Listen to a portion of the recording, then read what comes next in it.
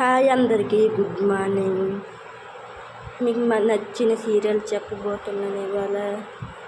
ఖచ్చితంగా మీరు ఏది నేను చెప్పే పద్ధతి మీకు నచ్చకపోయినా, మీకు అర్థం కాకపోయినా ఇంకా బాగా చెప్పండి అన్న ఏదో ఒకటి చెప్పండి. లైక్ చేయండి, సబ్స్క్రైబ్ చేయండి. మీ గురించి సీరియల్స్ ఖచ్చితంగా ఇంకా నీట్గా చెప్పడానికి ట్రై చేస్తాను. అందరికీ జై శ్రీరామ్. ఇక సీరియల్ స్టార్ట్ చేయబోతున్నాను. స్టార్ట్ చేసే ముందు రీల్స్లో సగం షార్ట్కట్లో వస్తుంది, యూట్యూబ్లో ఫుల్గా వస్తుంది. మీకు తప్పగా చూడండి, లైక్ చేయండి, సబ్స్క్రైబ్ చేయండి తప్పకుండా. ఓకే, ఇక స్టార్ట్ చేయబోతున్నా. ఏంటయ్యా పోలీసులకే సవాలు ఇసురుతున్నావు, భయం లేదా అని కానిస్టేబుల్ అన్నాడు. అప్పుడు బాలు నిజాయితీగా ఉండేవాడు, దేవుడు కూడా భయపడ్డు.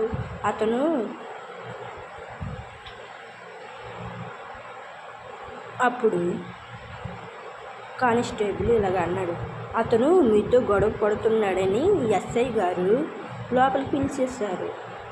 ఎందుకు అనవసరం గొడవ పడుతున్నారు, వెళ్ళండి, ఇక్కడి నుంచి వెళ్ళండి అంటే అలాగే సార్, కానీ చిన్న అనుమానం సార్ అంటే ఏంటి బాబు అంటే, మా మూడు చెంపలగాడు అదే మనోజ్ గాడు మీ చెవిలో ఏమి చెప్పాడని అందరు కలిసి ఒకలాగా కొట్టారు. వాడు ఏమి చెప్పాడంటే నువ్వు కింద పడి తొక్కుతావు, అంత దరిద్రపు మాట అన్నాడు. ఏంటది సార్? అప్పుడు బాలు చెవిలో చెప్తుంటే బాలు ఎలా అంటాడు,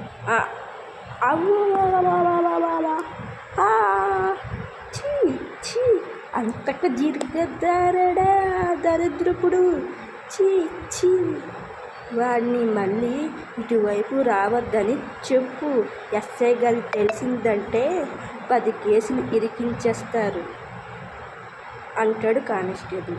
అప్పుడు బాలు వరుస పెట్టి వాయించారు కదా సార్, మళ్ళీ ఇటువైపు తొంగి చూడడానికి భయపడతాడు అనుకొని నవ్వుకుంటూ అంటాడు బాలు. అప్పుడు మీనా ఆశ్చర్యంగా అడుగుతుంది బాలుకి, అందరూ అంత నీచంగా తిడుతున్నారు ఎందుకు, మీ అన్నయ్య అనకూడనమాట ఏమన్నాడని అని బాలుకి అడిగితే, అప్పుడు బాలు మీనా చెవిలో చెప్తుంటే మీనా ఛీ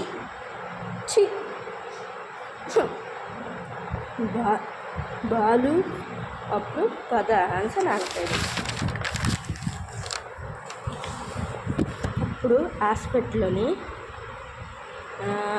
ముసలావిడికి దెబ్బ తగిలిందని హాస్పిటల్లో చేర్చారు కదా. అప్పుడు నర్స్ వచ్చి ఇలాగ అంటుంది ఆ బామ్మకి, ఓకే మేడం, కాసేపట్లో డాక్టర్ రౌండ్స్కి వస్తారు, రిపోర్ట్ చూసి చెప్తారు అంటే, అప్పుడు బామ్మ అలాగే అమ్మ అంటుంది. అప్పుడు బాలు మీనా అక్కడికి ఎంటర్ అవుతారు. అప్పుడు బామ్మకి ఇలానే అడుగుతారు, బామ్మ ఇప్పుడు ఎలా ఉంది అంటే, బామ్మ అంటది చాలా సంతోషంగా ఉంది బాబు అని అంటే, బాలు మీనా ఆశ్చర్యంగా చూస్తారు. అయితే మీనా ఎలా అంటుంది, దెబ్బ తగలడం సంతోషంగా ఏంటి బామ్మ అంటే, అప్పుడు బామ్మ అంటుంది, ఆ దేవుడు లీల ఎవరికి అర్థం కాదు కదమ్మా, అందుకే అంటారు జీవితంలో ఏమి జరిగినా అంతగా మన మంచికే అంటారు. బాలు ఇప్పుడు మీకు ఏం మంచి జరిగింది అనేసి అడుగుతాడు. మీనా, అవును బామ్మ, మీ జీవన ఆధారమైన చెప్పుల దుకాణం పోయింది కదా, చెప్పుల దుకాణం పోతే ఏంటి అమ్మా, మమ్మల్ని తీసుకుని వెళ్ళడానికి మా మనవడు వచ్చాడని బామ్మ అంటుంది. బాలు, ఏంటి మీ మనవడు వచ్చాడా? అవును బాబు అనేసి ఆవిడ అంటుంది.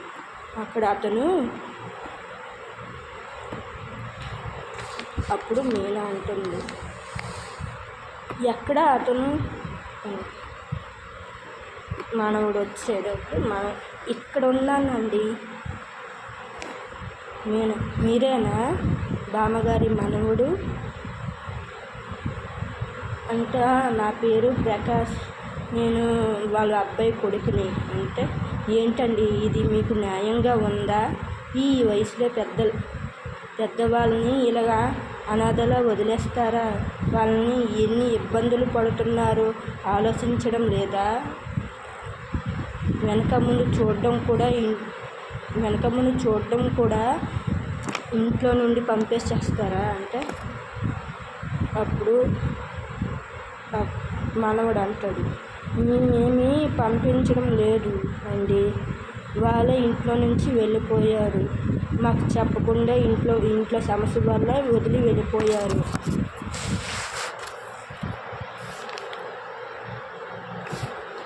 అక్కడ కట్ చేస్తే ఇంట్లోనే బాలు అమ్మ నాన్న కూర్చొని ఉంటారు. బాలు వాళ్ళ అమ్మ అటు ఇటు తిరుగుతూ ఇలాగ లొడుగుతూ ఉంటుంది. ఏటని గొడవలు నెత్తి మీద వేసుకొని మొగుడేమి పోలీస్ స్టేషన్ చుట్టూ తిరుగుతూ ఉంటాడు, వాడిని వెనక వేసుకొని పెళ్ళం తోకలా తిరుగుతూ ఉంటుంది. ఏమయ్యింది మనిషి బాలు నాన్న అడిగితే,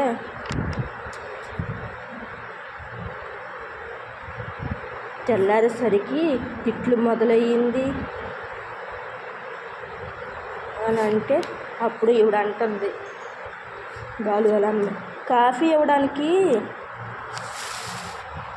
ఇవ్వడానికి లేకుండా పోయింది ఆ పువ్వులు కొట్టిది, ఇప్పుడు మనకు కాఫీ ఎవరిస్తారు? ఒక పూట కూడా నువ్వు పెట్టుకోలేవా అనేసి బాలు నాన్న అంటారు. ప్రభావతి, లేదు అది రావాల్సిందే, కాఫీ ఇవ్వవలసిందే మీకు అనేసి అక్కడికి కట్ చేస్తే అప్పుడే బాలు మీద ఎంటర్ అవుతారు. అప్పుడు వాళ్ళ నాన్న అంటారు, మీకు 100 ఏళ్ళు ఇప్పుడే మీ అమ్మ తలుచుకుంటుందిరా అంటే, ఏంటి మమ్మల్ని నువ్వు తలుచుకున్నావా? మొదటిసారి కొడుకుని మీద అంత ప్రేమ వచ్చింది అమ్మావతి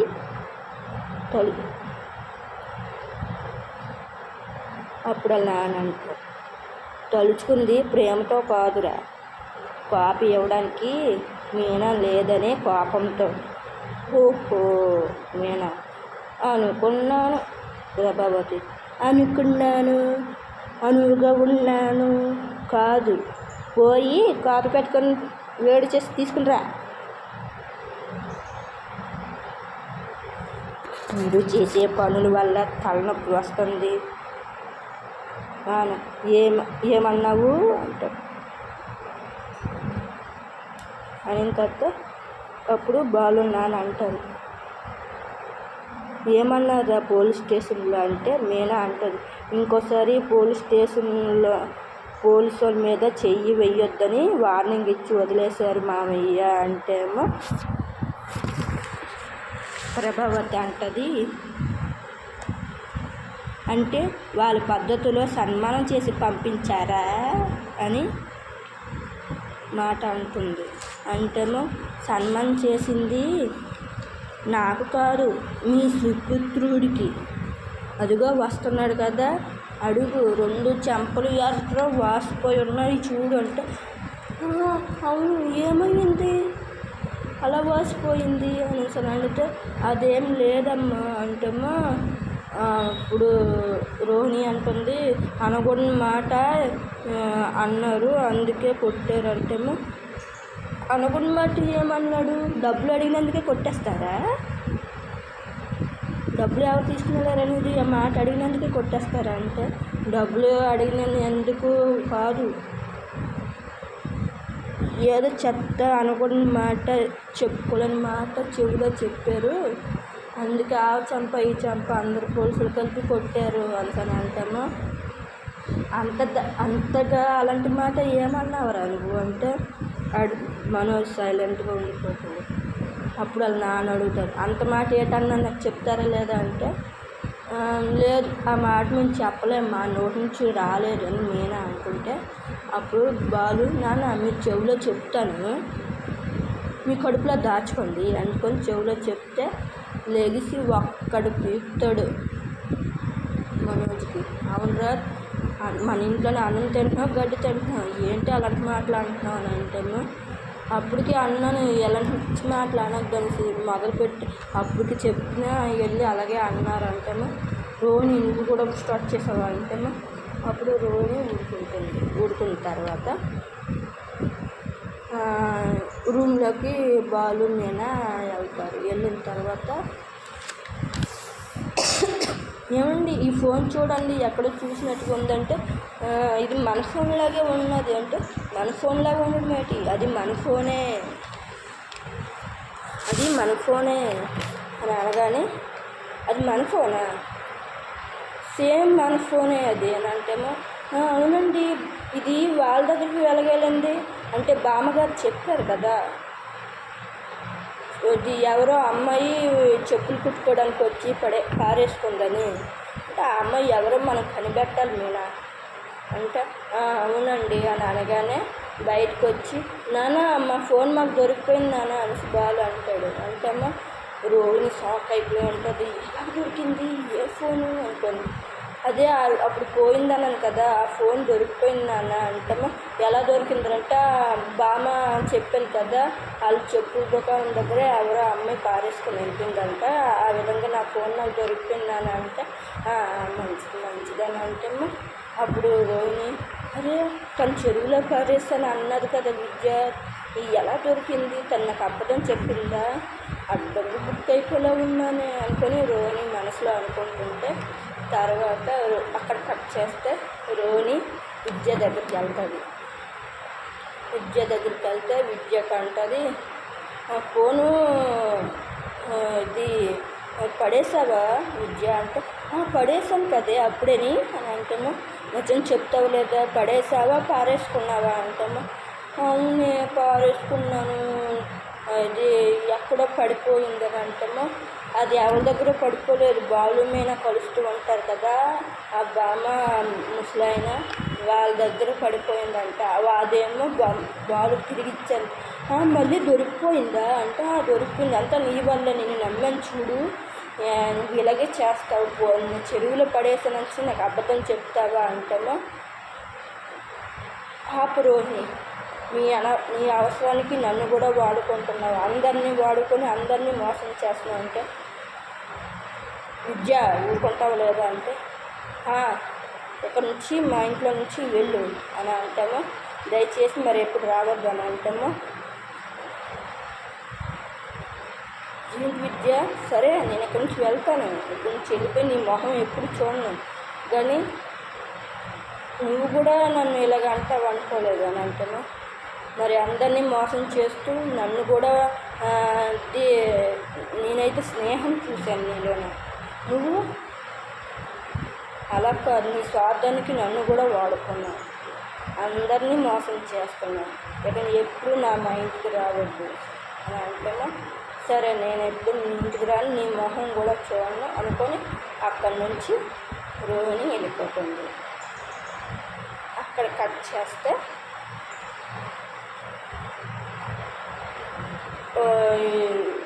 ఎవరు మీనా వెనకాల పడినోడు ఉన్నాడు కదా, వాడు విద్య ఇంటికి వస్తాడు.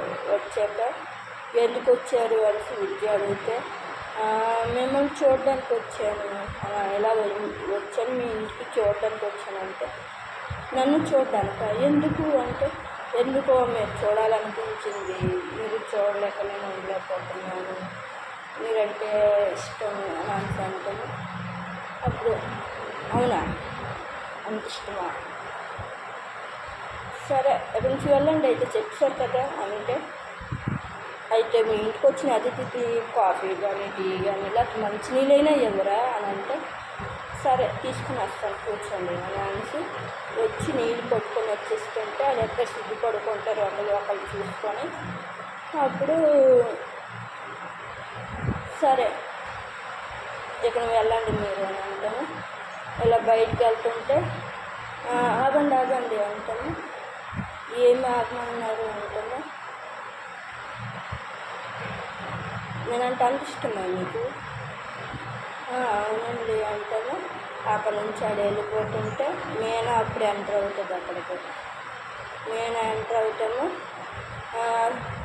తను ఏదో లోకంలో ఉన్నట్టుగా ఉంటుంది. మీనామ విద్య విద్య విద్య విద్య అని అంటుంది. విద్య విద్య అంటే అప్పుడు విద్య ఏమో సిగ్గుపడుతూ నవ్వుతూ ఉంటుంది.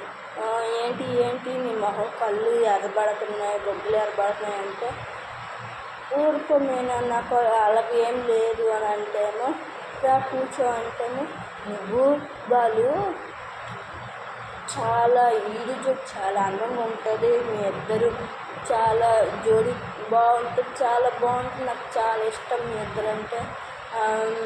మీ ఇద్దరు ఎలా ఇష్టపడ్డారు? బాలు మంచోడో చెడ్డాడో నీకు ఎలా తెలుసు? నేను ఎలా